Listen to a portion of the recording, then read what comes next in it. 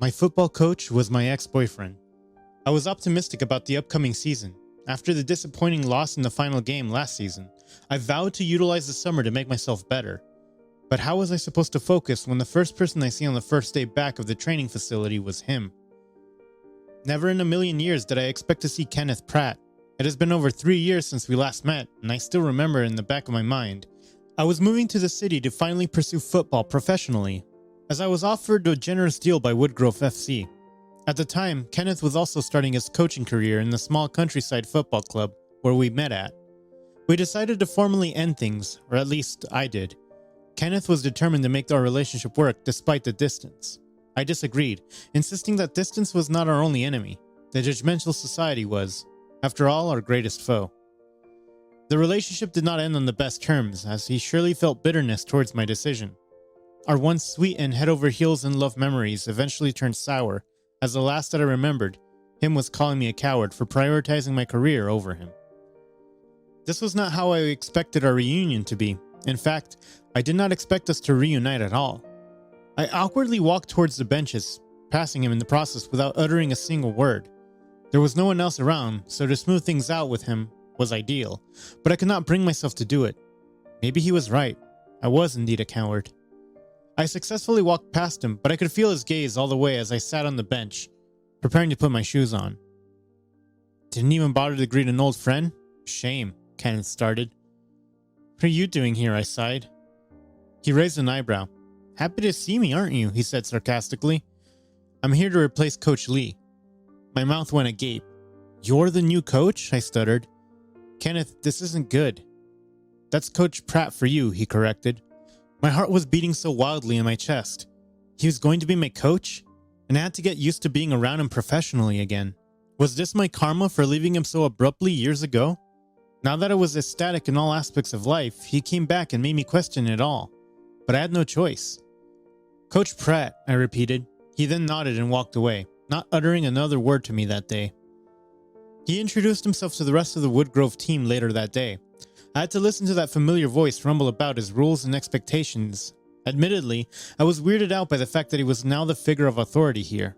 Once upon a time, that voice was comforting to me. He would lull me to sleep and whisper sweet nothings in my ear. But now, that was a distant memory. Expectedly, I was all focused on the first day of practice, with my ex-boyfriend suddenly bursting back into my life. My teammates seemed to notice it too, and Kenneth made sure to reprimand me on his first day back.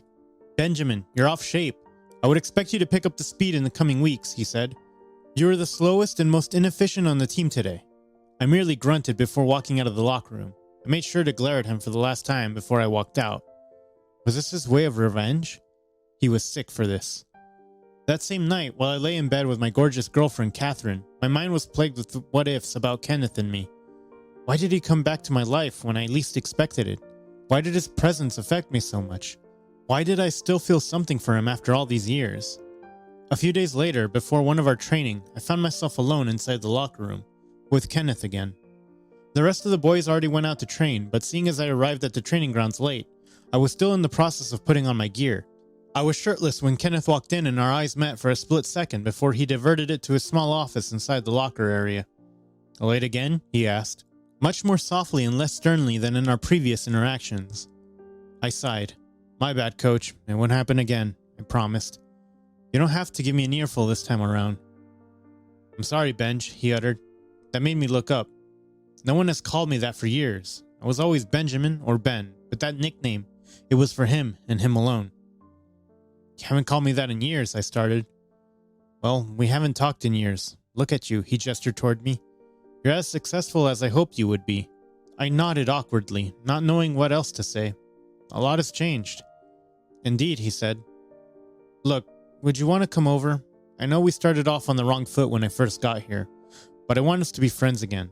I let my bitterness get the better of me, but I admit I was wrong now. I shouldn't have been so hostile. I almost gagged at the thought of us being friends again. How was that possible when I could not even spend a minute in his presence without feeling fidgety and without butterflies all over my stomach? I don't think that's possible. How can you stand there and say that after I left you hurt, after everything that was said and done?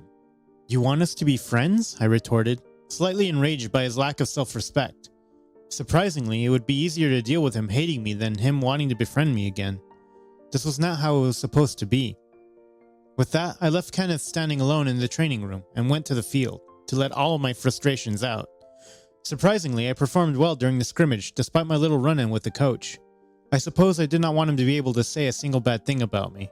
On the flip side, I also did not expect him to compliment me in front of the entire team. I guess my attempt to push him away did not completely work. Or was he much too professional to not be able to separate work and our personal relationship, or lack thereof? "Well done today, Ben," he announced in front of the whole team. That made me grin a little, and when I looked up from untying my laces, Kenneth was already looking at me and flashed me a small smile before moving on to the next player. Later that day, as I was leaving the stadium, I spotted him just outside in the parking lot. I was attempting to ignore him after our interaction earlier. Surely, he managed to flatter me after complimenting me in front of the team. But it was not enough. It did not change the fact that he wanted to be friends again. Deep down, I knew I wanted to rekindle my friendship or whatever we had together, but I also felt bad and the guilt was eating me alive. I was the one who left him, and yet, there he was, standing there and ready to take me back in. Kenneth was much too good for me. "Hey," he approached, looking around wearily to ensure no one was watching us. "Hey, coach," I replied. "Look, I'm sorry for just now. I just couldn't understand why you still wanted to be friends after everything I've done." Kenneth flashed me a weak smile and observed me from a distance. "I've forgiven you a long time ago, Benj. I was so angry at you at first, but I realized that there was no point. Being angry will only set me back and prevent me from moving on. I wasn't about to be bitter towards you for putting yourself first." I nodded, although I was still baffled at how pure his heart was. "This just reminds me that you're really too good for me," I replied.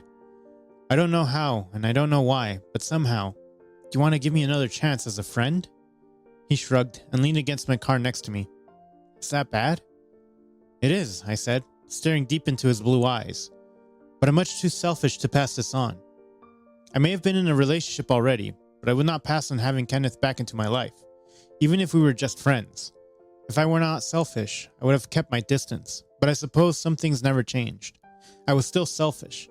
It was not my proudest moment, but something in me was still gravitating towards him." "Friends?" I extended my hand. He enthusiastically took it and shook me with much vigor. "Friends." Over the course of the month, I grew extremely close to Kenneth once more.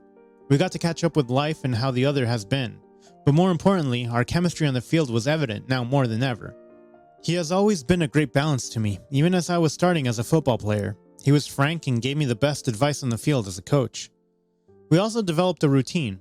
It was like an unspoken rule that I always got to field hours before everyone else, and I was always the last to leave. Kenneth seemed to catch on to this and started to arrive as early as I did. He even shocked me one morning when he brought McDonald's breakfast. He placed the bag next to me while I tied my shoelaces, and I eyed it curiously. "Fast food for breakfast? From the coach?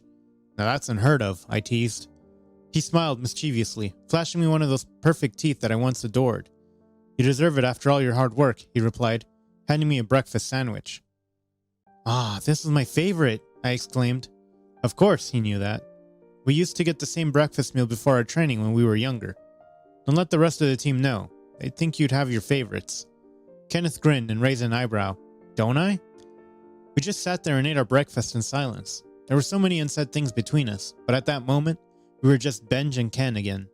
There was no judgmental society between us. There was no ambition separating us. A rather high-pitched call snapped me out of my reverie and interrupted our moment. It was Kathrin. She barely came to the football stadium, seeing as she despised the game and only really showed support to me whenever she could post an achievement on mine on Instagram. "Darling," she screeched, decked out in the most ridiculously out-of-place outfit for a stadium. "You left this." She rushed over to me and kissed me square on the lips before handing me my smaller gym bag with some of my other necessities. "Thanks, Kay," I said weakly. I was aware that Kenneth had his eyes on us the entire time. "This is our new coach, Coach Kenneth." Kathrin flashed a big grin that Kenneth did not reciprocate. "Nice to meet you, Coach." "I better get going. Gotta take photos for the gram." Kathrin bid us farewell. There was an awkward silence that ensued as soon as she was out of sight. "You're in a relationship?" asked Kenneth weakly after a few moments. "With a woman?" I could not look him in the eye. Of course, I had moved on. It had been years since we broke up. How could he expect me to keep waiting for him? "I indeed am." I finally mustered the courage to reply and look at him. He looked devastated. He simply nodded. I better get going, he said, his voice cracking ever so subtly. I nodded back and went about my day. I suppose that from that moment, we were back to being strangers.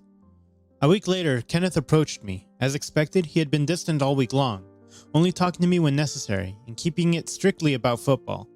I was dismayed at first, seeing as we were just regaining our friendship, but I suppose seeing that I had moved on with Kathrin was too much for him. I let him be, giving him space so that I would not hurt him any more than I already have. Thus, when he made the first move to talk to me, I was surprised to say the least. I need to talk to you about Kathrin, he started, pulling me aside from the rest of the team in a secluded area of the training grounds. I raised my eyebrow in curiosity. What about my girlfriend, I questioned. He flinched at the word girlfriend and took a deep breath. She's cheating on you, Benj, he whispered. I saw her with another man downtown yesterday night. I'm sure it wasn't you because he was blonde. It's impossible. I was aghast. How low could Kenneth stoop? Was he this desperate about getting me back? Don't be ridiculous. Look, I get that you want to be friends with me again, but you don't have to destroy my girlfriend in the process. This is low for you to do, I commented. You don't believe me? He asked. I shook my head. Kathrin and I have been together for a while. Sure, she may not be the smartest nor the kindest, but she is my girlfriend, and you need to respect her. What is it then you want from me? I love you, he suddenly confessed. I still love you and I always will. Even as I see you head over heels with a woman, I will still love you. But that's not enough for me to make false crap about someone. You know me, and I certainly won't make lies up. I was floored by his confession. He confirmed what I was feeling the entire time, that he still had feelings for me. But I was much too overwhelmed by his accusation to react to his confession, or even to think I had reciprocated his feelings still. Don't talk to me anymore, I said weakly. I tried giving us another shot, but I can't deal with this. My loyalty is with Kathrin, and your baseless accusations won't change that. With that, I turned around and headed back to the field, leaving him alone there, standing. Go on, he replied. Walk away like you always have. A few days later, Kenneth approached me once again. I was the only one in the locker room at that point, since practice was long over, and I swiftly packed up as soon as I saw him from my periphery. I did not want to face him outside the field after our last interaction about Kathrin allegedly cheating. Listen to me, Benj, he pleaded. That caught my attention and I stopped. Look, if you're here to say crap about my girlfriend, drop it. I tried my best to befriend you again, but that's impossible now that I have proof, he interrupted, raising his phone and bringing it close to me. On the screen was a video of a woman who was unmistakably Kathrin. Surely she tried to disguise herself with a headscarf, but I knew her silhouette in the back of my mind. Not to mention her flamboyant outfits and accessories. I wasn't trying to ruin your relationship, Benj. I just didn't want you to look like a fool. You deserve better, Kenneth mentioned. I can't believe this. We've been in a happy relationship for years now, I reasoned. I'm sorry, Kay. I never expected this, and I thought the worst of you immediately. He smiled, but there was a sadness in his eyes. You love her, so you tried to see the best in her. I get it. I shook my head. Not really, no. I was comfortable with her, but our relationship has always been complex. She was my escape, you see. He nodded. You don't want the media to know who you truly are, Kenneth concluded, and I was certain that he was talking about me being ashamed to be gay.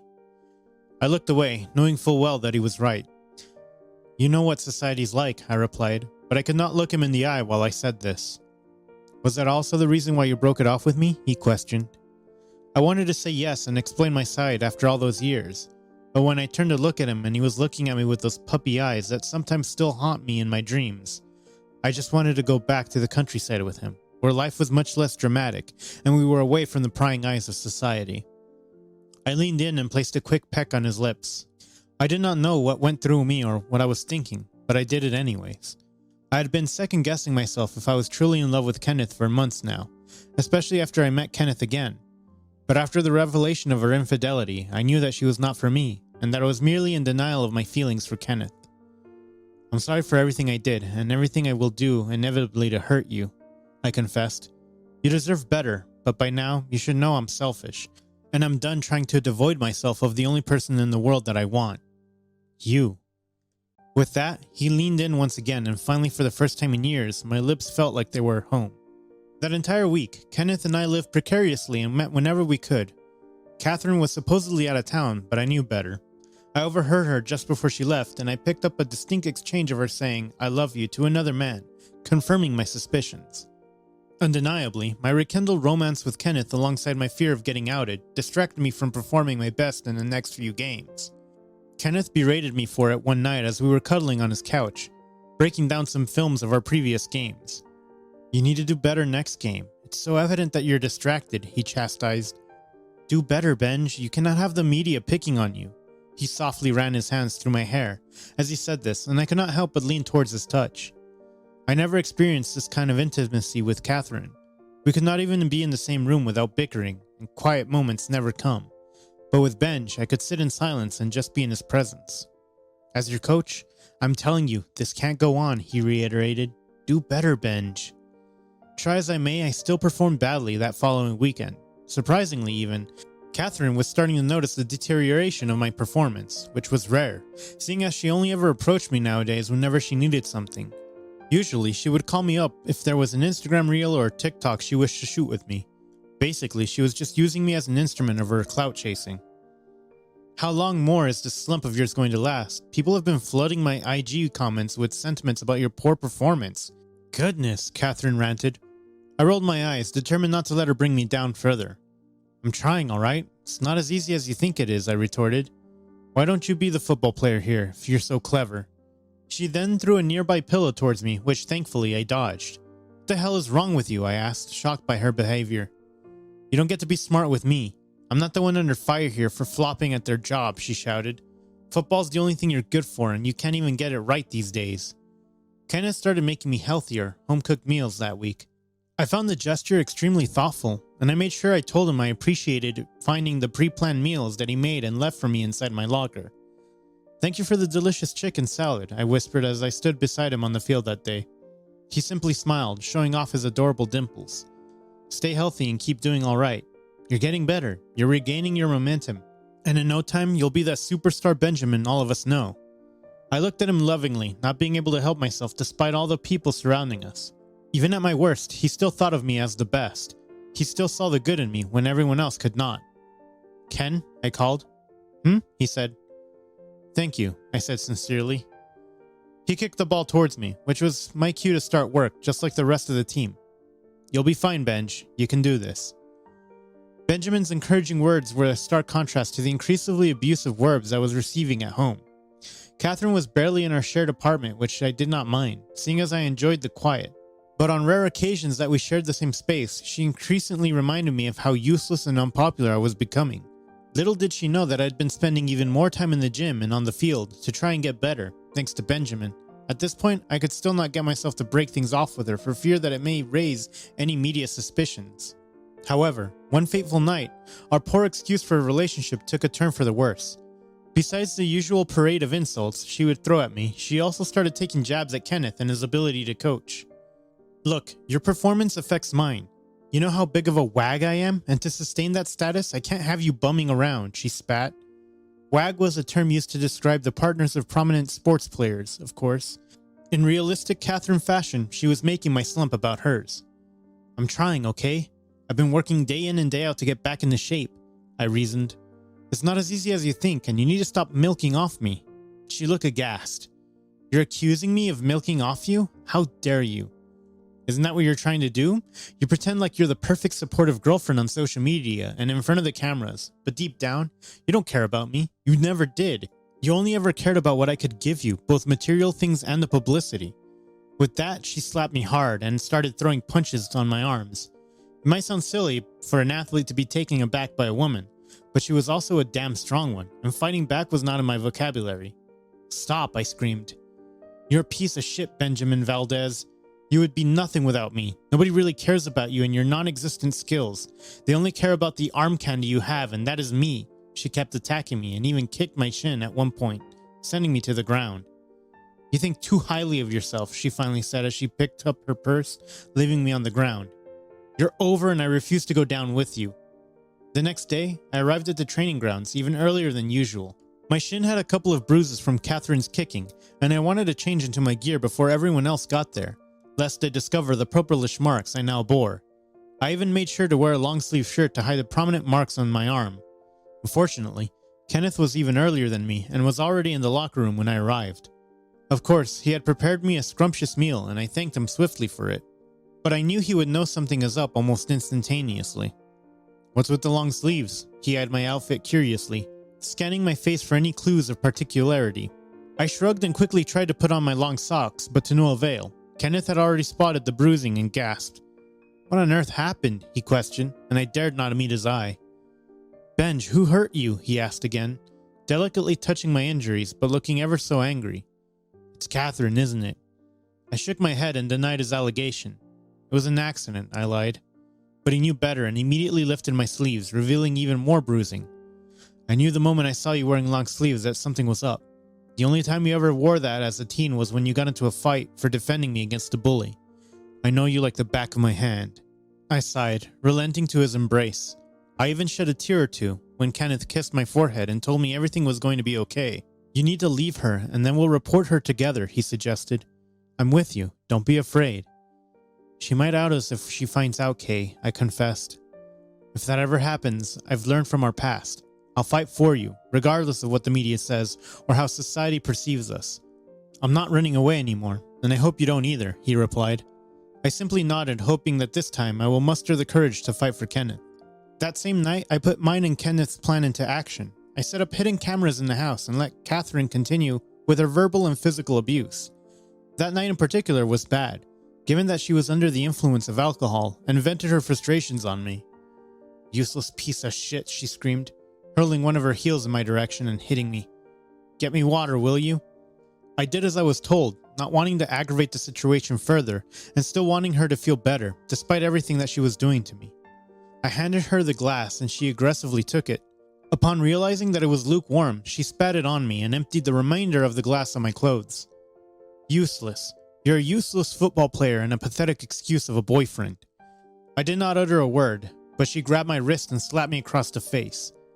"Enough is enough. I turned a blind eye as you cheated on me, but this is where I draw the line." I fought back, but did not physically hurt her. "You've done enough damage to me physically and mentally." She glared at me in disbelief that I knew of her affair. "You really think you can get out of this relationship unscathed?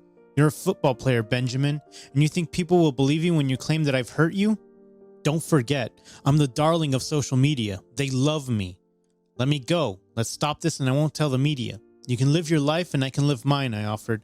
"I'll forgive you." She rolled her eyes and menacingly moved closer to me. "I'm not asking for forgiveness, you piece of shit. Aren't you ashamed of yourself by now? You're not only losing it at football practice, but now you're also letting go of a great relationship. What does your coach think about this, huh? You're essentially ruining your life," she retorted. My eyes turned slit-like. She was treading on thin ice here. If she brings Kenneth into this, I may not be able to stop myself from fighting back. "What, tongue-tied? Even your stupid coach can't save you now, huh?" Kathrin challenged. I raised my hand, almost ready to fight her, but I held back. "Don't talk about Kenneth like that," I uttered before I could stop myself. Kathrin, being ever so perceptive, sensed my protective nature around Kenneth and smirked. "I knew it," she whispered. "You know what? I got intel that you and your new coach were childhood friends back in the countryside. Naturally, I had him investigated because I only want to safeguard your interests.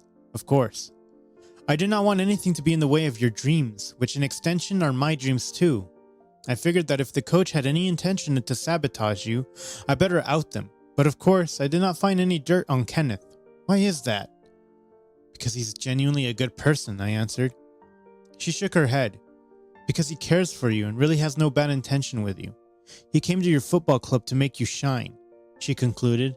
"At first, I thought it was because you two were good friends, but now I'm starting to think otherwise." Kathrin then raised her eyebrows suggestively. My heart was beating so fast at this point. She may look shallow on social media and the epitome of a toxic influencer, but she was still intelligent. She probably had her hunch that Kenneth was gay and had feelings for me. "Before you threaten me again, watch out for your coach," she winked as she headed towards the door. "The football fans may not like a gay coach as much as you do." The following day, I was up bright and early. I went to the training grounds with the tape from last night, determined to hand them over to Kenneth so we could plan our next steps. Surprisingly, he was there in the locker room, but he was not alone. He was with Mr. Bings, the owner of Woodgrove FC. My first instinct was to turn back to my car. seeing as I did not even try to conceal the bruises I had sustained from my altercation with Kathrin from the night before. But Kenneth stopped me from fleeing. "It's okay, Benj," he said softly, stroking my arm. I was baffled. How was he doing this in front of the club's owner? Would he not get fired for this? I looked at him in confusion, my eyes pleading for a plausible explanation. "Mr. Bings knows, Benj," Kenneth confessed.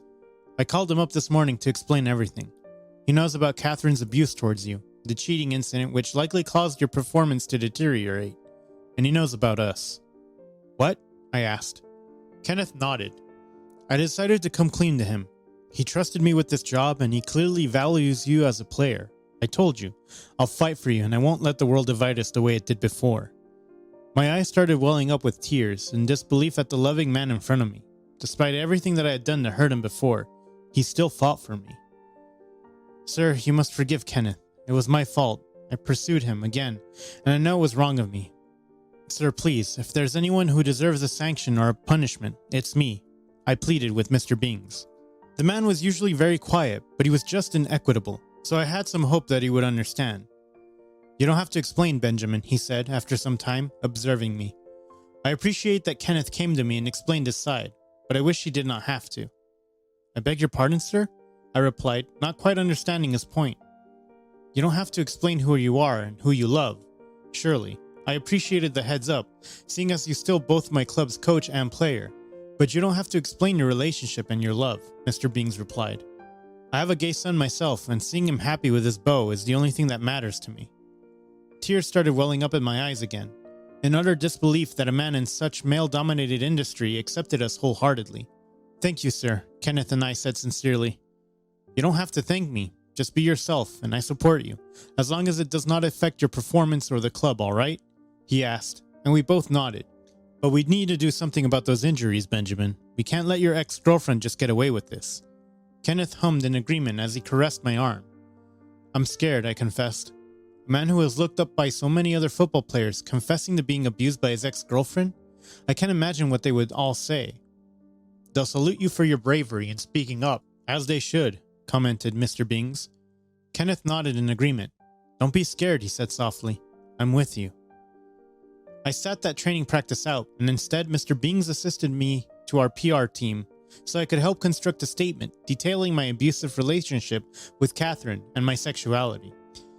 I decided to come clean, and with the support of Kenneth and the backing of Mr. Bings, I managed to. The PR team reassured me that this was the best course of action and that my revelation would be better off coming from me than Kathrin. Thankfully, I had my statement out before noon, and Kathrin's sudden presence in the training grounds was no longer a surprise to me. She was decked out in an all-black outfit and red lipstick, clearly wanting to send the message of revenge towards me. She first spotted me in the front office, a victorious grin on her face. "Ready for your downfall?" she asked. I merely ignored her, but Kenneth approached out of nowhere and glared daggers at her. "What are you doing here? You're not welcome here after all you've done to Benj," he started. The smirk on Kathrin's face merely grew. "Benj, huh? I was right about you all along, coach. If you keep this up, Benjamin will drag you down with him," Kathrin snarked. "The only person going down is you. Guess what? The tapes of you hitting Benj and hurling insults at him will hit the net soon, and your 5 seconds of fame? Gone," Kenneth retorted. Kathrin looked terrified. "No way, you can't do this, Ben," she suddenly pleaded, and it was though I was talking to a whole different person. "Ben, this isn't you. Despite everything that happened, we were together for years. You can't do this, please." I continued ignoring her words, but withdrew my arm as she started physically begging me. Kenneth protectively stood in front of me and drew me in an embrace afterward, shielding me from Kathrin. "You're an unbelievable bastard, Kenneth Pratt. How dare you manipulate Benjamin to exposing me? I will get my revenge on you, and I will make sure that the whole world knows that a gay coach like you is wandering around Woodgrove FC. Oh, what would the fans say? What would your executives say? Surely they don't want a homosexual here. You disgust me," Kathrin shouted. The commotion she had caused drew a small crowd, and eventually even my teammates came to see what was going on. Thankfully, they stood up for us too. "Hey, you don't get to talk to our coach like that," our team captain, Jonathan, screamed. "Get out, lady." My other teammates came to our defense too, shooing away Kathrin. "We don't tolerate discrimination here. This is a safe space for everyone, and threats to our peace must be banished at once," a teammate named Draco mentioned. Mr. Bings also joined in attempting to drive Kathrin out of our grounds. Get out. The only person we do not tolerate here is you.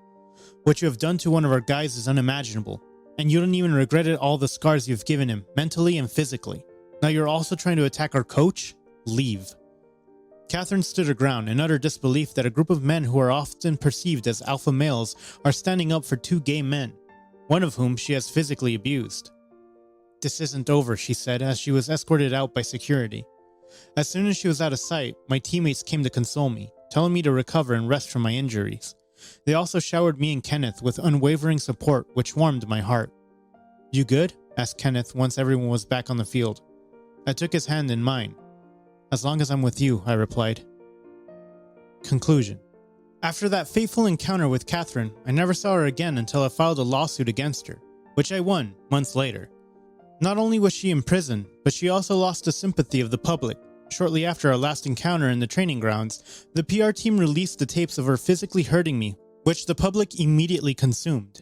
As a result, they condoned the wannabe influencer for her disgusting acts and the hurtful words she threw at me. She lost her brand deals and a great deal of the following, which must have crushed her heart to bits. In contrast, my coming out statement alongside of Kenneth's was well received. We were praised for our bravery, especially since we were in a men-dominated field. Similar to Mr. Bing's reaction, plenty of figures in the football industry extended their support to us. My teammates also made me feel welcome, not allowing our newly revealed sexuality to be a barrier. Eventually, I regained my momentum and was back on track as one of the club's star players. At the end of the season, we managed to bag a trophy and even some individual glories for ourselves. With Kenneth being the coach of the year, the last I heard, Kathrin was now rotting in prison, and although her initial verdict only lasted for a year, she was also found to be engaged in some illegal business dealings during her stint as an influencer, so she may serve longer time in jail. Life with Kenneth was falling into place too. After we finally came out, we were able to dine comfortably outside, holding hands and with no fear or judgment. Our families took a while to come around, but eventually they also extended their support. Every now and then we would also visit the countryside where we first met and gave some free football clinic sessions to the children there as a means to give back to our roots. After all, we both came from humble beginnings, and we wanted to pay it forward. We also moved in together, and I could not be more elated that my football coach was now the love of my life. The end. How will you deal with a society that is judgmental and prejudiced towards gay people? Leave a comment and let us know what your thoughts are. Thanks for watching. Consider subscribing to become part of our Rainbow Force and stay wholesome.